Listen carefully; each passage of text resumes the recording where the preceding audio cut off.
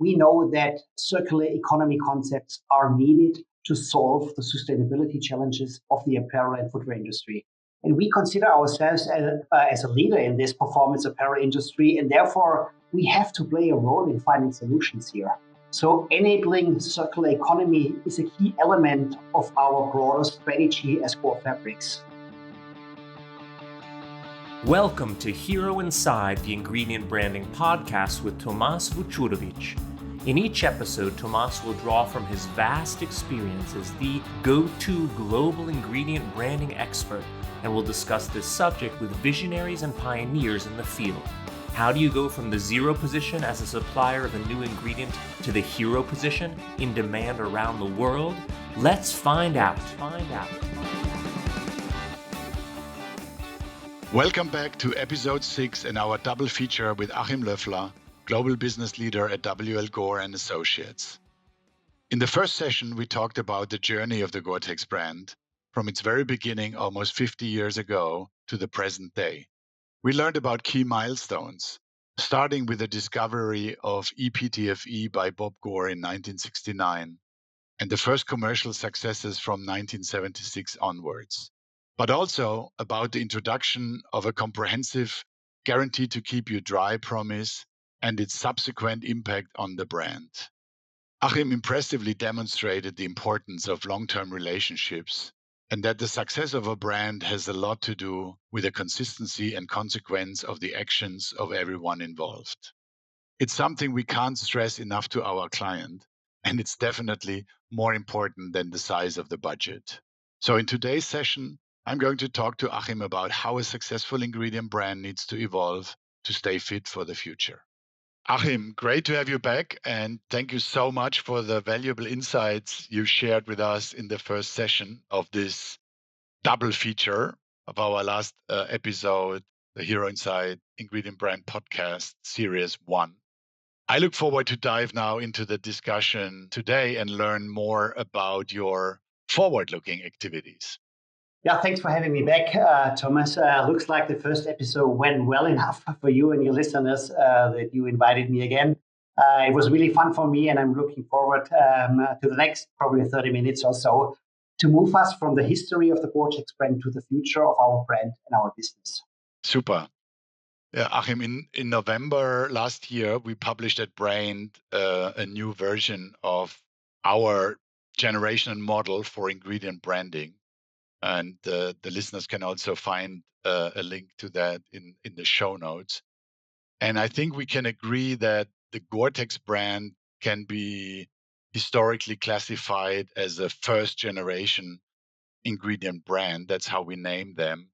That means that these ingredient brands are very performance driven, and their aim was to make their customers' products better through innovation and technology.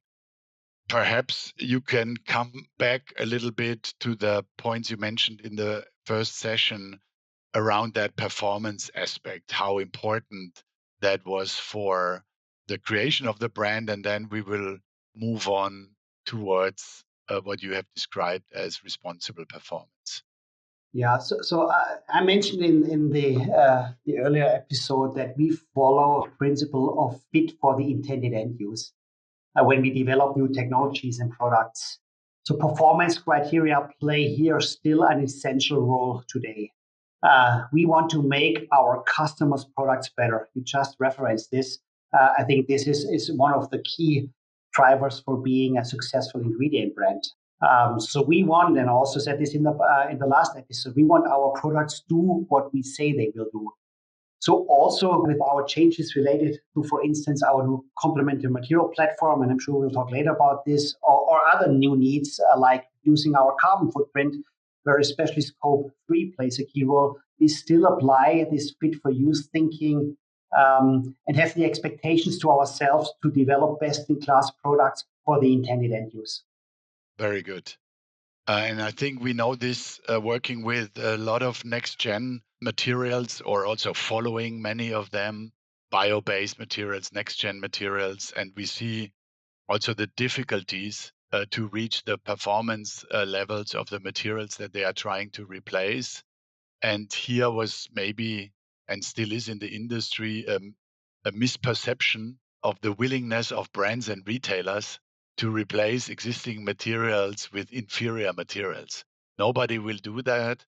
And also their consumer expectations are that new materials perform as least as good as the materials that they are trying to replace. And I think now extending your original performance position towards what you have named responsible performance is exactly the answer to these new circumstances. Can you tell us what this means for the brand and also for your customers and ultimately for the consumers, where you expressed in the first session also that you have a deep relationship also with consumers? Responsible performance means elevating our commitment to sustainability to the same high level as our commitment to performance. And we know this is a journey we are taking here, and we want to push every day towards that direction. We have a responsible performance strategic framework defined, which should help us to walk the talk here and fill our responsible performance positioning with life. That was the outlook I gave actually last time. So we won't have time here to go into all the details, but let me quickly highlight the 5 key areas of action, what we're doing here. First is protecting human rights. Second is reducing carbon footprint. Third one is transparently managing our chemical footprint. Fourth one is reducing water footprint. And last but not least, enabling circular economy. So you can find those information more if you want, or your listeners on our website. Performance was always part of it, but we also over time established a sustainability team with super capable subject matter experts driving our thinking and actions here. And even more important, we want all of our associates take a commitment to progress on our sustainability journey. And in that context, it's maybe a nice little story to share here with your listeners is an experience I made which really influenced my thinking around that. Many, many years ago, I talked to a leader at Patagonia, and I asked naively, hey, how big is your sustainability team? And the answer was, we don't have one. It is the responsibility of everyone at Patagonia. And this really inspired me. And since then, we are as well trying to make this a commitment of everybody working for the GORE-TEX brand. And yes, we still have a fantastic, talented team of experts here. But I think that's the point here, Thomas. Everybody needs to be part of that journey and take responsibility and evolving ourselves in those 5 different areas I just referenced. I totally agree. I think we had the same discussion 20, 30 years ago around brand. You know, when we said brand management is not a department, but it's an attitude.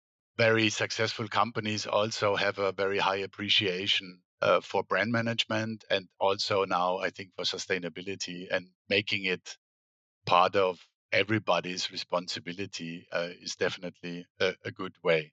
Thomas, absolutely. That's what we want to achieve here. And there are examples around our new material platform or the collaboration with BIONIC you might have heard of. So there are elements which our teams really walk the talk here. Let's maybe quickly talk about that collaboration, because this is another equity investment. You were mentioning Sitka in the last episode.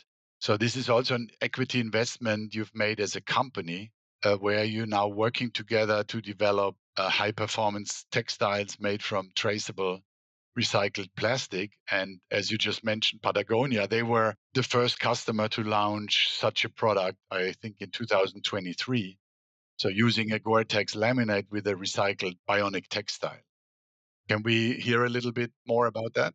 Yeah, I think it's another great example of taking actions around our responsible performance positioning by developing this mission-based textile for our laminates. It was in 2020 when we announced, together with BIONIC, a collaboration to develop high-performance textiles made from recycled coastal and marine plastics. Gore invested in BIONIC's plastic recovery and sorting facility in Costa Rica. We as Gore provided not just investment, but as well material science, supply chain knowledge to BIONIC, helping to create a robust, scalable supply chain. And when we were at a certain point, we then engaged with Patagonia, and we were proven that the power of going further together, which is the GORE-TEX brand promise, by working with like-minded brands, can be really strong. Our collaboration with BIONIC and Patagonia enabled us at the end of the day to turn garbage into something good. And maybe as well from a branding perspective and brand awareness and building brand and positioning. Let me also share one more example here. I don't know if you have seen this, but at that time, we developed a fantastic campaign together with Patagonia. It was called Great Chemistry, which is a really good example how to build brand strength in today's world. You should check it out. You can find it on YouTube. Maybe we can even make a link in the show notes, Thomas. Yes, absolutely. Just provide us with a link and we will put it in the show notes. I think our audience is always interested to see how things in practice have been materialized. Another activity that you mentioned is the introduction of a complete new material platform, EPE. So how is that being perceived in the industry, and what are your customers saying about that? And also, maybe can you say something how this new material platform has been perceived internally? Yeah, the GORE-TEX, what we call EPE, expanded polyethylene membrane, is really a key milestone on our ongoing sustainability journey. The transformation to this new material platform of expanded polyethylene is still our number one priority for GORE-TEX products. It's a multi-year journey we are on. But we will transition all consumer products onto the new material by 2025. And we also started to innovate and develop products for professional end users like workwear and others. So customer feedback is extremely positive, as they, by the way, expected us to come with a new material to market. So we even got some pressure years ago, and clearly this helped us to focus, to accelerate in that area. And yes, along those journey, there were some concerns from customers, but as well internal, if we can meet the performance criteria defined by our fitness for use standards I referenced earlier. But I have to say the relentless work of our tech teams made it possible. And we are really proud of this. This rigorous testing in our labs and in the field ensured the high quality of our products, and we can meet the brand standards for the intended end use. And let me mention here one more thing. Even if we started with the material from scratch, we really could leverage our more than 40 years developed experience with ePTFE, along with acquired knowledge and insights around polymer processing or material science to create this innovative membrane based on expanded polyethylene.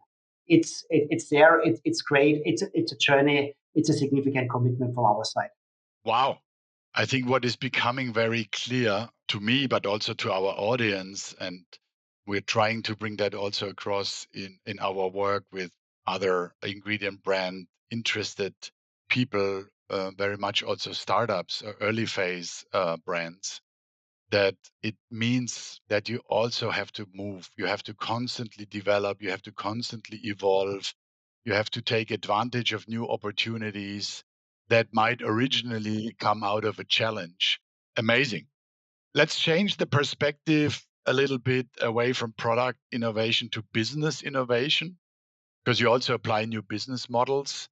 I heard about your GORE-TEX Outerwear on Demand program, I think for ski and snowboard clothing in North America. So you've entered the garment rental business. That's obviously another form of a sustainable activity to extend lifetime of garments or to have rental programs. What was the motivation behind this, and will you continue to develop this idea further? Yeah, let me go one step back before I specifically go on outerwear on demand. We know that circular economy concepts are needed to solve the sustainability challenges of the apparel and footwear industry. And we consider ourselves as a leader in this performance apparel industry, and therefore we have to play a role in finding solutions here. So enabling circular economy is a key element of our broader strategy as Gore Fabrics. And there are a lot of approaches to do that, and we look into many of them, like durability of products, to keep products long in use. That we know that's one of the big contributors on making our world more sustainable, or using recycled materials, just as another example. And in that context, we are also looking into so-called re-business models. So rentals or outerwear on demand is one of them. So we explore areas around those business models, and we are looking for those areas where we can uniquely contribute as Gore Fabrics by leveraging core capabilities of us. And you said this as well. The durability of our product is probably one of those enabler for such business models, and therefore we started to explore this snow sports category in North America. It works so far quite well, and we have a ton of learnings. For instance, it seems to be a different consumer compared to the one who is buying GORE-TEX snow sports apparel today. There was an interesting insight. It's a consumer who only has a few days on the slopes per season, but still wants to have the ultimate experience. It's a consumer who is environmentally very conscious, and often a younger consumer who not necessarily wants to own a product. So that's really, really interesting. Probably it's opening as well, even a new consumer base for us going forward. So it's an exciting a part of finding a solution to our sustainability challenges. We are really committed to find our role in that one. We will not do everything here. We only want to do things where we think we can uniquely contribute. And rental is the area where we are currently furthest developed. There are more things to come. I cannot talk today about this, but keep your eyes and ears open.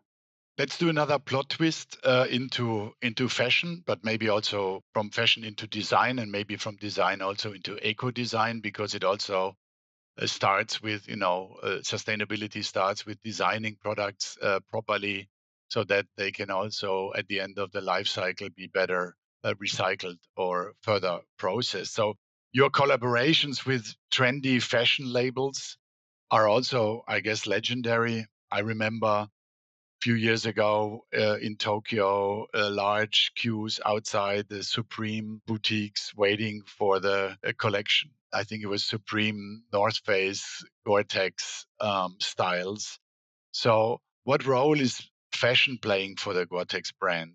You work with these fashion designers, but not only now from a fashion perspective, looking towards the past, but also this new fashion, and to reach a new generation of users, young ones, probably also design schools. And as I said, this get the eco-design principle also into the minds of product designers. Yeah, I mean, it's a great point, Thomas, to reference that, especially in the context as well of being what we believe being a strong ingredient brand. So let me share a couple of points here. It was always part of our strategy to enable a broad range of applications. We talked about this as well before. Lifestyle and fashion products always were part of it. So working with such brands, designers, and also special retailers, by the way, is important for us to get credibility and build our brand in a broader way. So that was always an intent behind that. It is also a great way of building brand awareness with younger consumers as they look into brands like Supreme or Off-White. I have two teen boys at home, and I tell you, GORE-TEX sneakers from Nike, New Balance, Adidas, and other brands really caught their attention. They might be a little bit biased, I know that, but still, obviously, it's a different consumer group, a younger consumer again, which have had the pleasure to get the TV commercials we referenced earlier and get that brand awareness. So we are approaching those kind of consumers with that kind of collaborations we are doing. And this is supported by a trend, a trend towards functional fashion, or you probably know this, Gore-Core in the market.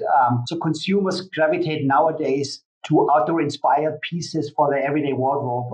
You can find a lot of brand collabs in that area, from outdoor brands and luxury brands. And obviously, being a very strong performance brand in functional apparel, it helped us to be part of that market movement to some degree as well. Great. Thanks for this glimpse into the fashion activities. But let's circle back maybe one more time to your responsible performance platform.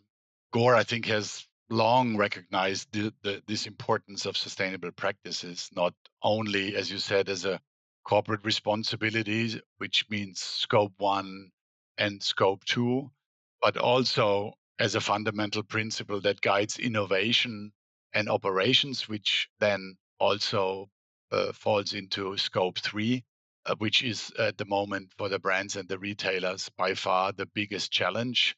Many of the companies are sorting out their scope 1 and 2 activities, but materials are crucial. So can you describe some more innovative approaches you are taking to reduce the environmental impact? So, for example, in terms of materials or water consumption?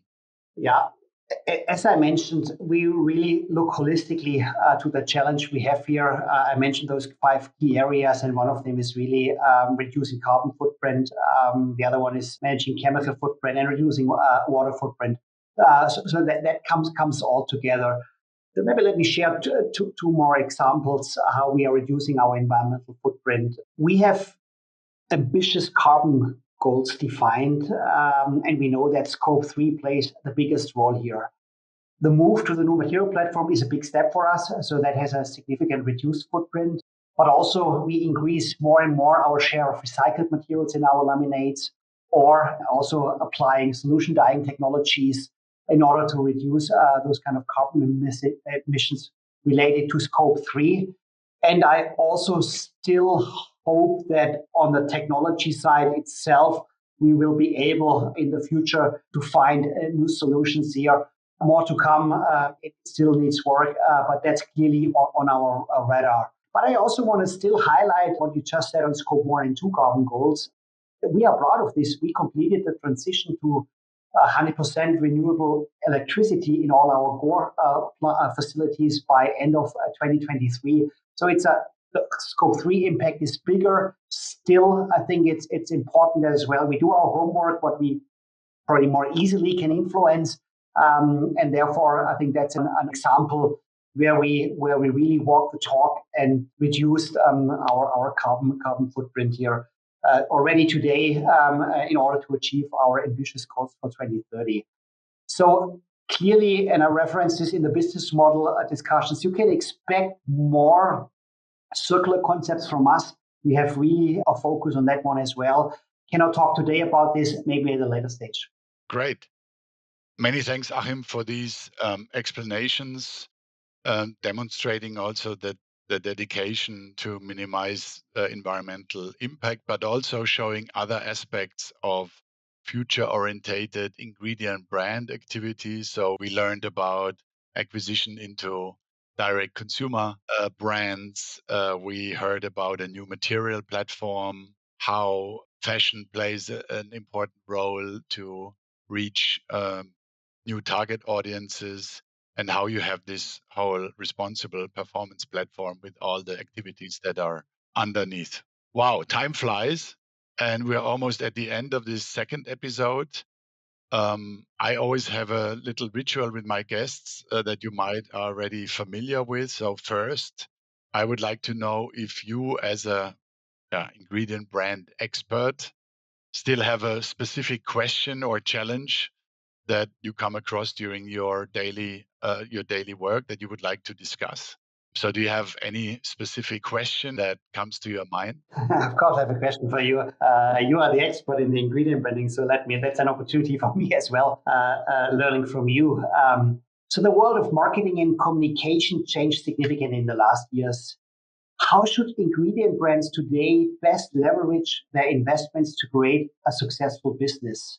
What do you think about creating pull via consumer communication versus a push approach with direct customers? In our case, it's the brands. So what is the right balance here? Do we need to do all of this? What are your thoughts on that? Often when new ingredient brand companies or companies who want to establish new ingredient brands come to us, they say, oh yeah, we have no money for a pull marketing. We do only push marketing, and we want our customers to make our brand known. Well, it's not so easy, and I would say from the hundreds or probably thousands of cases I looked at, I draw the conclusion that you cannot establish long-term a successful ingredient brand without a pull function. You can maybe get into a collection for a season or two, get a few styles, find somebody who puts your hang tag on a garment or on a shoe. And after one or two seasons, those brands will say, you know what, we didn't sell a single piece more. We didn't get a higher price point. We didn't have a better sell through. So we really don't need your label on our product. It doesn't make a difference. And why doesn't it make a difference? Because the people don't know those brands. They have no awareness, but even more, they have no attractiveness. So you also have to bring something to the wedding. So that's regarding the part pull and push. But what has changed is how we're going to do the pull. And we are moving into the storytelling phase. We are living in the second generation ingredient brand, which is very much around sustainability. Now also about regeneration. So what is maybe changing is the way how you communicate, is the way what kind of touch points you are using. Obviously, the first generation ingredient brands like you, like Polartec, like Primaloft, the DuPont brands, Cordura, 3M brands, and so on. A lot of them have been built on what we discussed in session one. Specialty retail, giving those ingredient brands huge communication possibilities through window decoration, through merchandise, windstopper vests for all the salespeople on the floor. Well, now there's no more salespeople and there's no more floor because the people are buying online, right? So if 30-40% of the goods are sold online, then I need to think as an ingredient brand. I think brands in 2024, 5, 6 towards 2030, they need to demonstrate how they are helping to solve problems and serious problems. And particularly in the outdoor industry, there is a high commitment that the outdoor industry has and also takes on by themselves to say, hey, we have a responsibility. We bring people to the outdoor, and therefore we have to also care for the outdoor. So as an ingredient brand, you need to communicate and prove what you are doing and how you are doing to solve such problems. So it's maybe less, of product marketing, product advertising, or happy marcoms, but it's more content marketing, storytelling, and also with the legislations, obviously, that are coming up around, the situation will be different. So I think this whole topic of claim proofness is huge. It's becoming huge for ingredient brands. That's super helpful, Thomas. Thank you. And I like your passion around around the topic of pull marketing as well, because that's clearly the easiest thing always to put aside. But I agree with you. It's a foundation of building a real ingredient brand. I have this second point for you, because with you we had now 7 amazing and visionary business leaders in our podcast, because we had in one podcast 2 guests. So tell me, who would you like to invite, or who would you like to have as a guest in our podcast so that you would tune in again? So one of the early successful ingredient brands was Intel with their Intel Inside claim. For me, it would be super interesting to hear from a different industry about their strategies to continue to win the markets as an ingredient brand. So that would be my challenge maybe to you. Can you bring Intel folks to your mics? That's a great challenge. The first reaction here would be back to the community. It's not so easy to figure out who's in charge of the Intel brand. If somebody knows someone who's in charge of the Intel brand and who could reply to those questions, we would be super happy to have him or her as a guest. And as you said, with your new material platform, we see similar challenges for Intel, where with the switch from the computer age into the mobile age, that was a massive transformation, and would be also for us very interesting to see how, if and how the ingredient brand story continues also now in new devices like mobile or maybe even the next generation, if we talk about goggles or chips that are getting implemented. Yeah, we will try. It's a challenge. The challenge is accepted. Many thanks, Achim, for this journey through the past, present, and also the future of the GORE-TEX brand. As I said, I think it became very clear that brand is so much more than just the product or the basic technology, but it's all the additional things you do to build and maintain strong relationship with customers and consumers. So thanks for being here and letting us participate in your story. Thank you. It was fun. This was the second session of the Hero Inside Ingredient Branding podcast with Achim Löffler, Global Business Leader at WL Gore Associates.